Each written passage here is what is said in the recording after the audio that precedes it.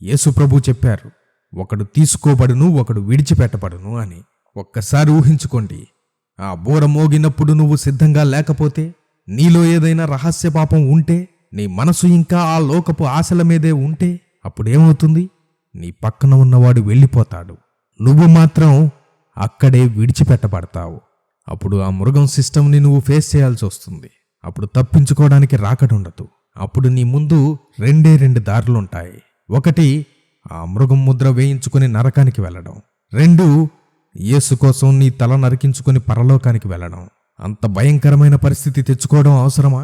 అందుకే యేసు ప్రభు పదే చెప్పారు, మెలకువగా ఉండండి, సిద్ధపడి ఉండండి అని. అయితే ఇక్కడే అసలు ప్రశ్న ఉంది. నువ్వు సిద్ధమేనా? ఇంతసేపు మనం రాకడొస్తుంది, మనం ఎత్తబడతామని సంతోషపడ్డాం. కానీ ఇక్కడే భయంకరమైన, మన గుండెలు బద్దలు కొట్టే ఒక ప్రశ్న ఉంది. అసలు నేను సిద్ధంగా ఉన్నానా? రైలు వస్తుందని తెలియడం ముఖ్యం కాదు.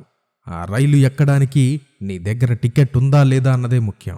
వర్షం వస్తుందని తెలియడం గొప్ప కాదు, నీ దగ్గర గొడుగు ఉందా లేదా అన్నదే ముఖ్యం. అలాగే యేసు ప్రభు వస్తున్నాడని తెలియడం గొప్ప కాదు, ఆయన వచ్చినప్పుడు నువ్వు ఎత్తబడతావా లేక విడవబడతావా అన్నదే నీ జీవితాన్ని నిర్ణయించే అసలైన ప్రశ్న. చాలామంది ఏమనుకుంటారంటే, నేను ఆదివారం చర్చికి వెళ్తాను, దశంభాగం ఇస్తాను, నా పేరు క్రిస్టియన్, నా మతం క్రిస్టియన్, నా కులం క్రిస్టియన్, సో నేను ఆటోమేటిక్గా ఎత్తబడతాను అని. అలా అనుకుంటే మీరు ప్రమాదంలో ఉన్నట్టే. ర్యాప్చర్ అనేది ఆటోమేటిక్ ప్రాసెస్ కాదు, అది ఒక ఆత్మీయ ఆకర్షణ, స్పిరిచువల్ అట్రాక్షన్. మనం ఇందాక చెప్పుకున్న అయస్కాంతం ఉదాహరణ గుర్తుందా? అయస్కాంతం ఇనుమును మాత్రమే లాగుతుంది, అది ప్లాస్టిక్ని లాగదు, తుక్కు చెత్తను లాగదు, రాయిని లాగదు.